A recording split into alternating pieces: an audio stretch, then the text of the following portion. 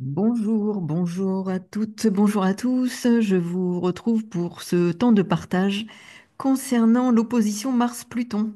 Alors, vous savez qu'il y a plusieurs temps de cette opposition. Nous avons eu une première opposition le 3 novembre, une autre donc en janvier, et maintenant nous allons rencontrer, je dirais, la troisième opposition entre Mars et Pluton. Alors, elle sera, je dirais, quasi exacte fin avril, mais j'ai choisi deux dates. Alors celle-ci, hein, le 21 avril, puisqu'il s'agira du dernier quartier, donc Soleil-Lune, hein. Vous voyez qu'ici, la Lune est au premier degré du Verseau, Soleil sera au premier degré du Taureau, Mars, premier degré du Lion. Donc, dernier quartier de lune avant la nouvelle lune qui aura lieu en taureau le 27 avril.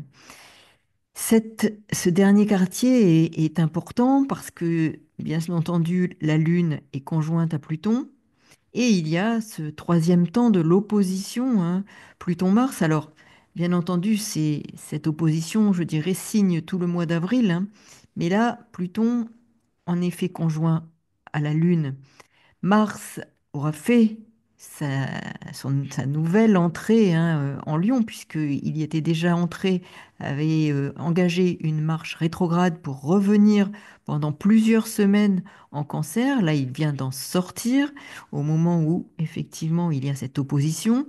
Et la planète maîtresse du Lion, eh bien, le Soleil qui fait son entrée dans le signe du Taureau. En même temps, nous avons en face la lune noire qui est en scorpion. Donc axe, scorpion, taureau. C'est aussi, et il faut l'avoir à l'esprit, vous l'avez sans doute, c'est aussi le week-end de Pâques. Donc vous allez comprendre un peu toute cette, je dirais, cette symbolique, hein, qui donne en effet matière à trouver des significations pour donner du sens aux énergies qui sont, les énergies, comme on le sait, source d'information. Mars-Pluton, les deux planètes maîtresses du Scorpion, où se trouve la Lune noire, cette part d'ombre qui nous invite et qui va nous confronter à une part d'ombre personnelle, part d'ombre collective, qui émerge, qui se révèle, qui émerge à notre conscience pour être, je dirais, traité, retraité. C'est aussi ça la question en Scorpion. Il s'agit d'une purge pour retraiter les éléments qui sont en fait la source d'un terreau. Et ce terreau, qui est, je dirais, une forme de recyclage de ce qui doit l'être, et l'on trie ce qui n'est plus bon, ce qui a pourri, hein, et qui, quoi qu'il en soit, peut permettre une régénération, une renaissance, et pour Pâques, une forme de résurrection. Nous avons des éléments ici importants en termes, je le répète, de symbolique, signification, sens, que nous pouvons vraiment intégrer dans nos vies respectives comme collectives et comprendre ce qui se joue, les enjeux sous-jacents à toute cette dynamique. Alors, nous avons aussi l'axe Lion-Verseau qui est activé puisque Mars se trouve en Lion, Pluton en Verseau, la Lune aussi en Verseau. C'est important. Uranus, planète maîtresse du Verseau, donc qui régit cette conjonction Lune-Pluton, se trouve en Taureau, comme vous le savez, et encore jusque début juillet. Uranus est ici régi par Vénus, qui se trouve en Poisson, qui aura repris sa marche directe, mais qui est toujours en Poisson, conjoint à Saturne. Donc il est bien question potentiellement de frustration, tout en sachant qu'il est surtout question, et vous m'avez entendu le dire à plusieurs reprises, tant que Saturne fait ce transit en Poisson, Saturne va sortir du signe du Poisson pour entrer dans le signe du Bélier le 25 mai. Ça veut dire que depuis 2 ans et demi, il travaille au niveau émotionnel des schémas qui ont besoin d'être purgé, nettoyé, abandonné.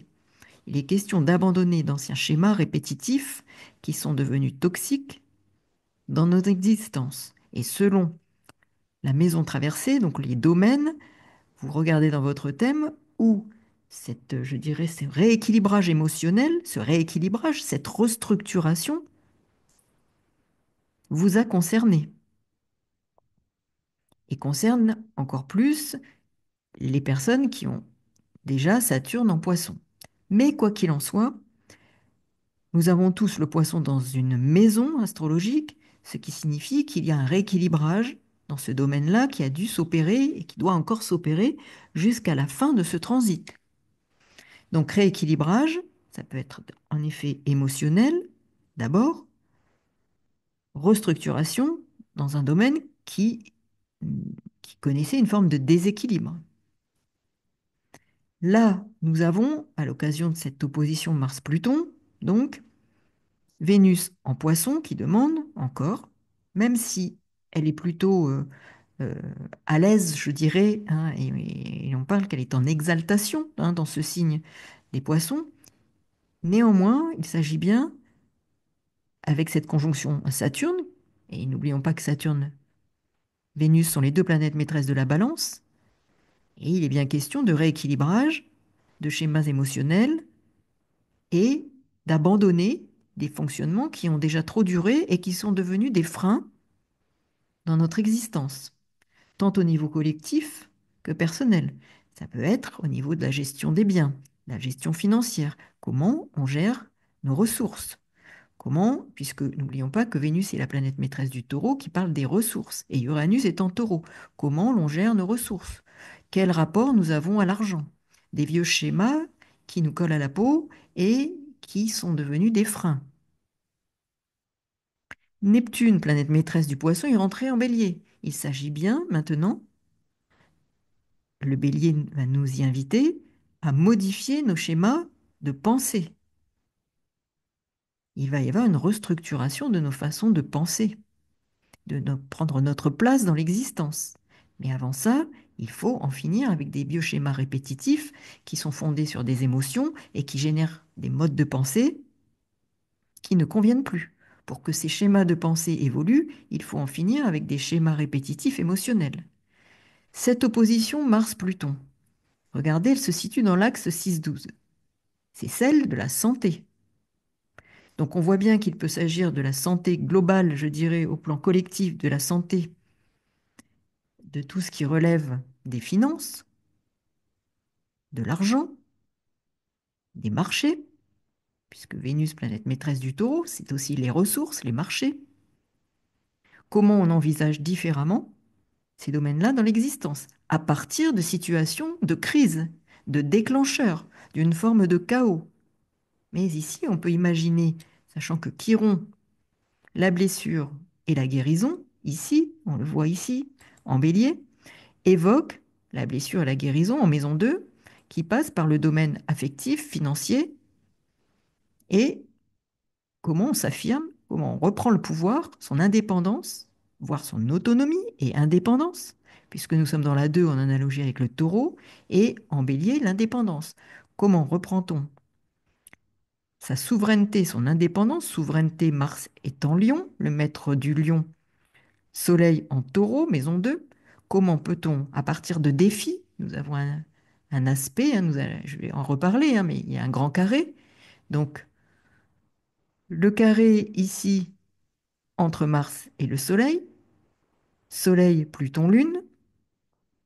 Et puis, nous avons, alors le Soleil est en apex, hein, et par ailleurs, autre carré, Lune noire, Lune, Pluton, Lune noire, Mars.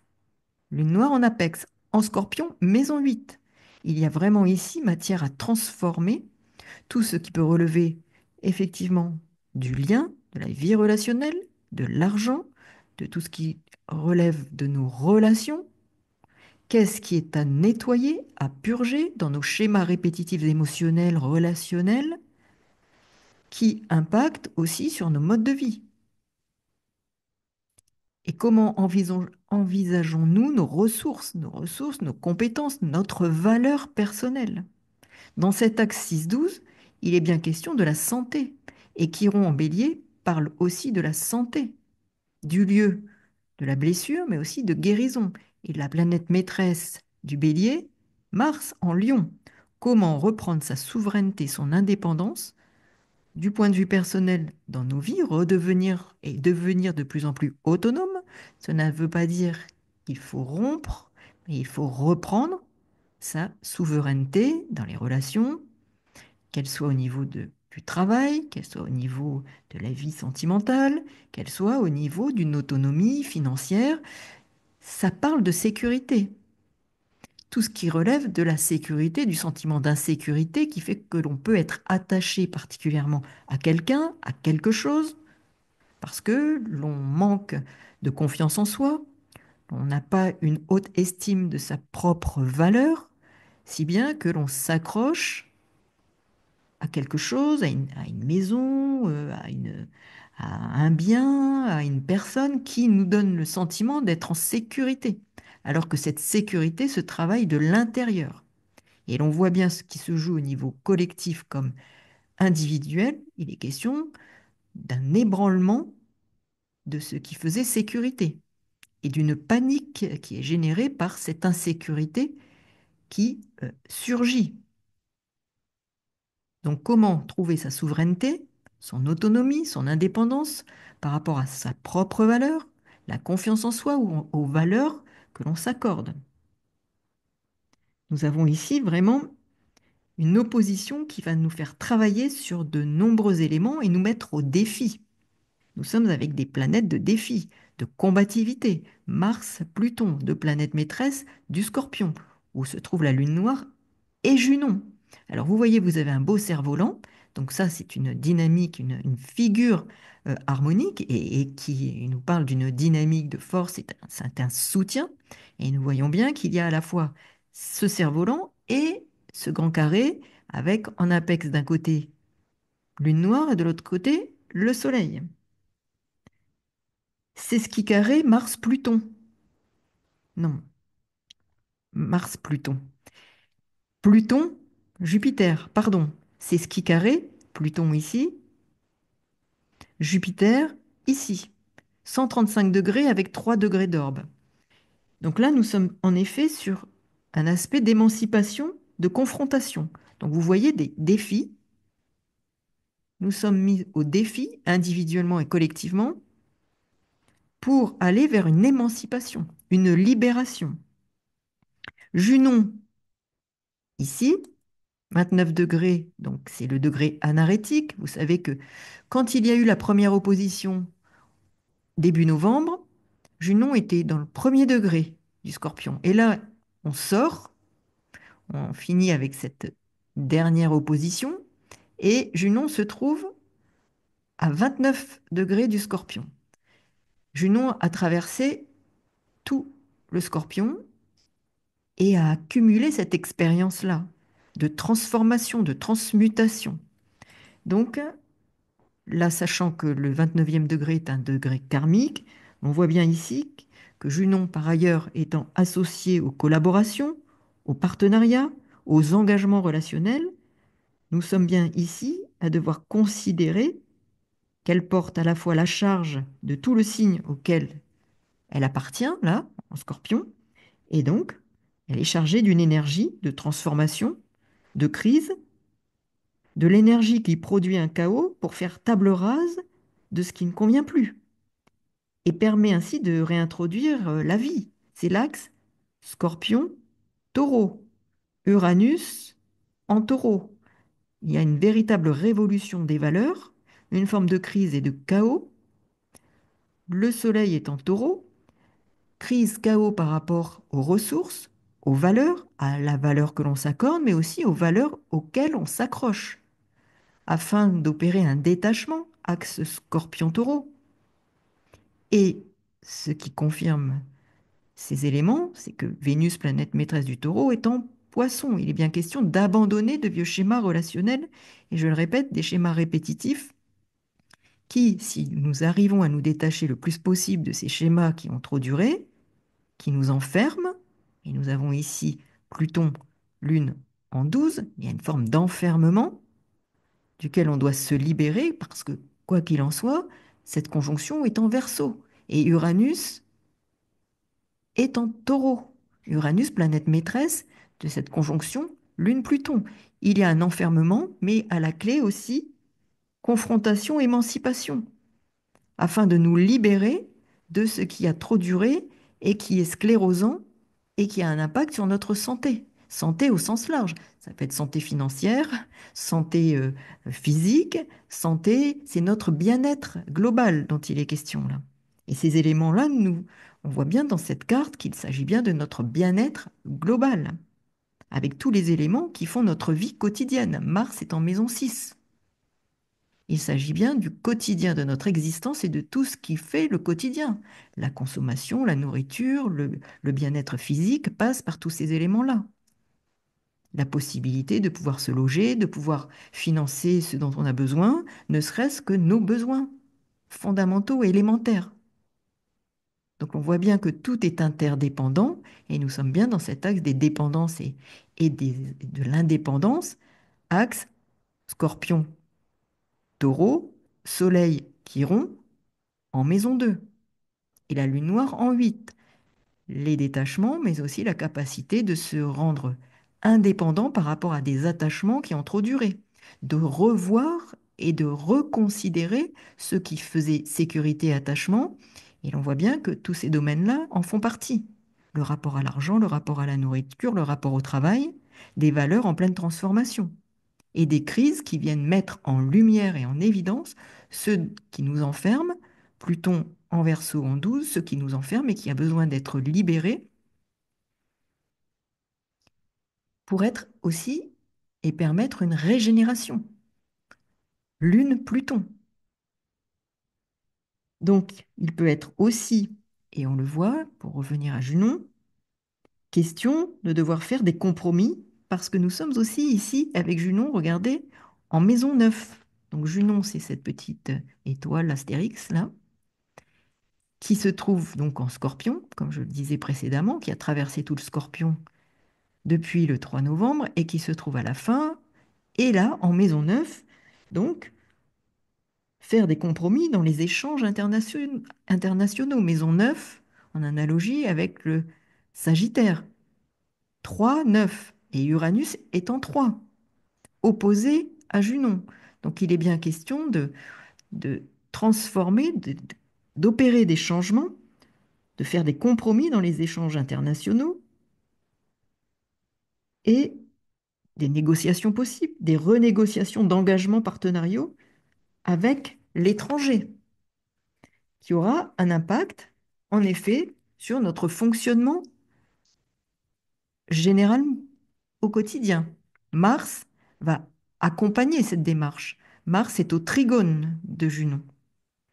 Mars est au trigone aussi de tout cet amas début bélier, fin poisson. Il est une dynamique de transformation, de rupture. Donc il met son carburant, hein, c'est le carburant Mars, hein. Il met ce carburant au service d'une transformation, de la fin de fonctionnement. Il va aider, il est au service, ce carburant, de ces transformations, de ces ruptures avec des schémas du passé.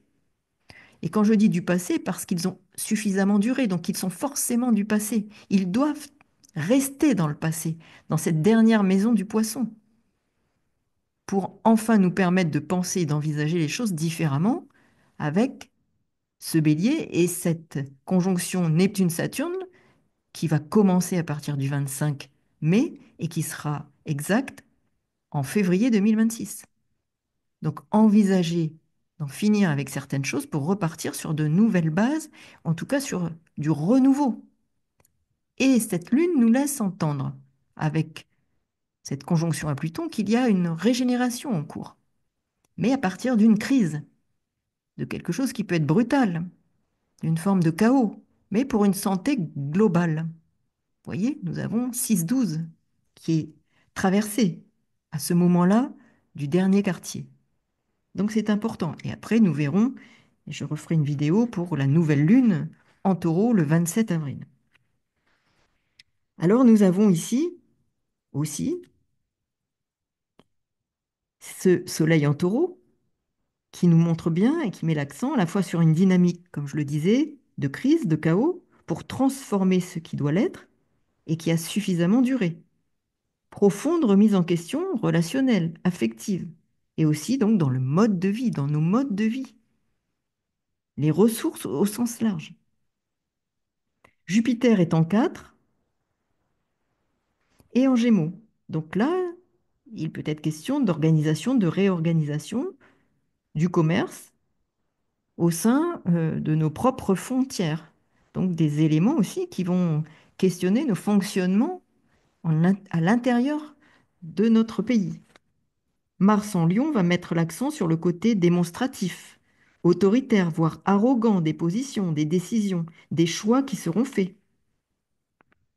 Mars, planète maîtresse du Bélier, Bélier en maison 2, qui iront en Bélier. Vous voyez, tout converge. Il y aura des choix, des décisions qui seront prises, qui seront autoritaires, dans le domaine aussi financier. Dans ce qui relève, en effet, des biens, des biens de consommation, des ressources, mais aussi des liens affectifs qui vont être mis en lumière. Il peut y avoir dans nos vies des tensions à la clé, car Mars et la Lune s'opposent et forment un carré au Soleil. Alors, il peut y avoir des crises d'autorité, voire des crises d'autoritarisme, donc tant au niveau collectif qu'au niveau personnel, que l'on subisse ou que l'on fasse subir aux autres. La Lune, Pluton opposé à Mars, blessure, mais potentiel régénérateur, à partir donc d'un chaos, d'une remise à plat des règles, d'une forme de législation. Il y a la possibilité qui se laisse deviner dans l'ombre d'une renaissance, d'une régénération. Le chaos, la crise sont là pour assainir, pour purger ce qui doit l'être. Il s'agit de faire apparaître ce qui sclérose, ce qui enferme la société et fait que la flamme est en train de s'éteindre. C'est une forme de sursaut salvateur. Alors le lieu de la blessure et le lieu de la guérison, comme vous savez, Chiron euh, et son maître, donc Mars, qui est en Lion, opposé Pluton, Soleil, et au Pluton, Lune. Donc on voit bien qu'ici, nous avons des éléments importants, d'autant que Pluton et Mars sont les planètes maîtresses, vous savez, du Scorpion, où se trouve la maison 9. Donc on est bien dans quelque chose qui remet à plat aussi les, les conventions internationales dans les termes d'échanges internationaux. Il y a une remise à plat, une grande crise au niveau, je dirais, international.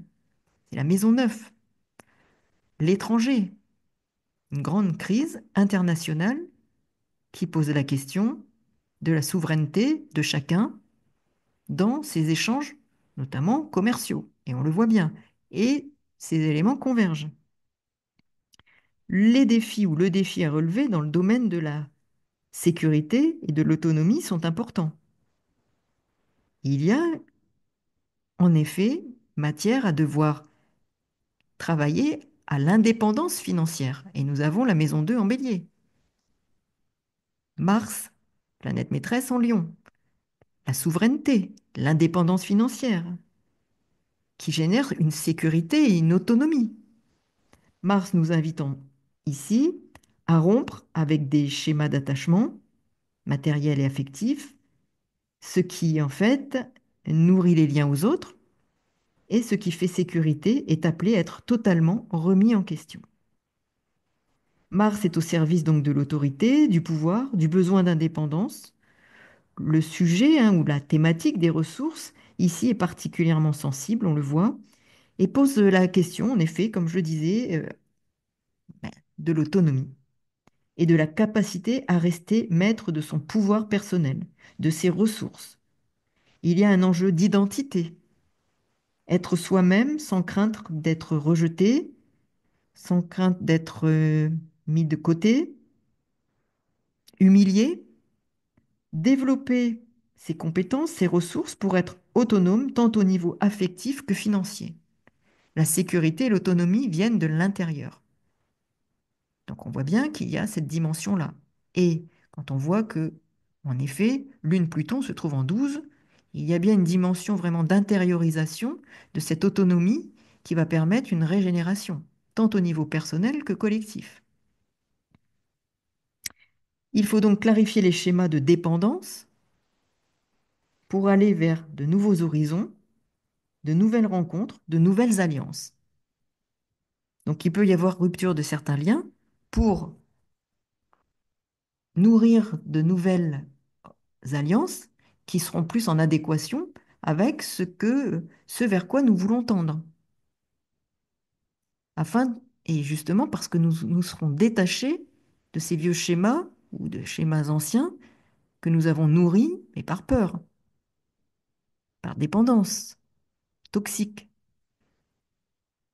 Donc tout ça, c'est important. L'énergie est beaucoup ici à la démonstration, comme s'il s'agissait d'un jeu d'acteurs. Donc il faudra être aussi vigilant de ne pas se laisser prendre au jeu d'acteurs. Les situations rencontrées mettront en avant une thématique importante, celle de la valeur personnelle, de la valeur que l'on s'accorde, car en fonction de la confiance que l'on s'accorde, de la valeur que l'on s'accorde, on est moins dépendant de l'extérieur, on est plus autonome, et ça génère une liberté intérieure qui est gage d'une, oui, régénération et une forme de résurrection si nous en avions besoin. Donc, a-t-on suffisamment confiance en soi? Quelle valeur s'accordons-nous? Quel potentiel réalisateur pouvons-nous mettre à l'œuvre et au service de notre souveraineté personnelle? Alors, il peut y avoir de nouvelles réalisations, des créations pourraient se préparer, des défis à relever pour les créateurs en tout genre, les chefs d'entreprise, les artistes. Il y a des défis à relever en matière de se rendre plus autonome, plus créatif, plus novateur et potentiellement créer de nouvelles alliances qui pourraient être fructueuses à terme, avec de nouvelles idées à mettre en œuvre. Donc chefs d'entreprise, artistes, auto-entrepreneurs, des nouvelles collaborations, des nouveaux partenariats, mais en passant d'abord par le défi de relever, en fait, ce qui ne convient plus dans nos fonctionnements, dans nos schémas répétitifs, afin justement d'aller vers ces nouvelles alliances qui seront dépoussiérées, parce qu'il y aura eu une purge de ce qui ne convient plus au niveau émotionnel et qui fonde ces choix, qui fonde ces décisions. Nous allons vers le bélier. Sur quoi voulons-nous renouveler? De quelles décisions, quels choix allons-nous faire à partir de schémas qui ne seront plus les schémas anciens fondés sur des émotions de peur d'abandon, de manque de sécurité, donc, et qui font peur par rapport à une perte de ressources. Cette crise, et la crise au sens large et les crises au sens large que l'on traverse sont salvatrices. Les aspirations artistiques, les idées nouvelles peuvent être source de réalisation, à terme être productives d'intérêt et régénérer ce qui, dans la sphère socio-professionnelle ou professionnelle, qu'elle soit artistique ou pas, mais créative de toute façon, a besoin de connaître une sorte de régénération, de renouveau. Et nous sommes bien à la frange et nous voyons bien que toute cette déstabilisation, toutes ces crises sont là pour rétablir un équilibre qui n'existait plus. La créativité doit être libérée, certains blocages vont apparaître de façon plus importante, mais pour mesurer qu'il y a des aspects à revoir, un équilibre à réintroduire, réintroduire la vie dans quelque chose, dans un domaine ou un autre, où il n'y en avait plus, ou en tout cas plus assez. C'est ça aussi Pluton. Et Pluton en Verseau est là d'abord pour libérer dans la maison qu'il traverse, libérer ce où il n'y a plus suffisamment de vie, ce qui n'est plus authentique, où il n'y a plus de vie, ce qui doit mourir. Il faut laisser mourir certaines choses pour que le renouveau apparaisse. Et Pluton ne détruit que ce qui ne fonctionne plus, que ce qui n'est plus authentique, que l'endroit où il n'y a plus suffisamment de vie qui circule dans votre existence. C'est la même chose au niveau collectif. Il va d'abord libérer ce qui ne convient pas, pour le mettre en évidence et le porter à la lumière. associé à la lune noire en Scorpion, qui est un petit Pluton. On voit bien que, et en plus en 8, à l'occasion de cette opposition-là, on voit bien combien c'est important que tout apparaît à la surface, qu'il y a des révélations de dysfonctionnement à tous les niveaux. C'est plus que des dysfonctionnements, c'est ce qui est pourrissant. Donc c'est une forme d'opportunité, d'un défi à relever, d'opportunité de résurrection. Et comme je vous le disais, c'est aussi le week-end de Pâques. Donc ça, rien n'est anodin, hein. L'on perçoit bien combien le pouvoir, quel qu'il soit, politique, personnel, créatif, est mis au défi de la transmutation. Pouvoir financier, pouvoir politique, tout est en pleine mutation à partir d'une crise. C'est vraiment la crise qui évoque la chrysalide qui se transforme en papillon. Mais l'on passe par des, des brûlures, je dirais, euh, de l'enfer. Mais en même temps, c'est la possibilité d'une régénération. C'est une énergie réalisatrice et régénératrice. Cela peut être, effectivement, de réinterroger ce qui, dans notre quotidien, est en souffrance, pour nous permettre de relever le défi. Et si je parle de quotidien, c'est que Mars est en 6. Il va agir aussi dans le domaine du, du travail, de l'activité, mais aussi sa analogie avec la Vierge, mais notre quotidien surtout. Le quotidien peut être en souffrance, quel que soit le domaine du quotidien. Il y a comme quelque chose qui relève d'une santé globale qui a besoin d'être retrouvée. Mars est en 6, planète maîtresse, la planète qui régit ici le lion, c'est le Soleil, qui est en taureau, et qui se trouve en 2, et Mars est la planète qui régit le bélier, Chiron, qui est en 2. Je répète, nos ressources personnelles, ce que l'on vaut, ce que l'on vaut et ce que l'on veut aussi. Que voulons-nous pour nous, pour notre mieux-être, notre bien-être? Donc, les actions que l'on peut mener et les défis que l'on peut relever au plan personnel comme collectif. C'est notre santé au sens large, dans notre vie personnelle, dont il peut être question. Et n'oublions pas qu'Iron est en 2, analogie au taureau. C'est la vie, c'est nos ressources, c'est la vie avec un V majuscule. Axe taureau-scorpion.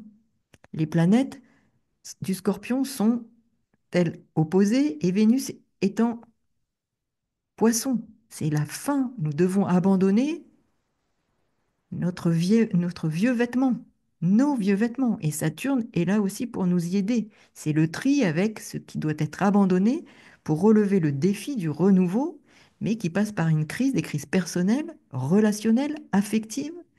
On en finit avec ces vieux schémas émotionnels qui génèrent des pensées et des comportements qui ne sont plus adaptés et bons pour personne.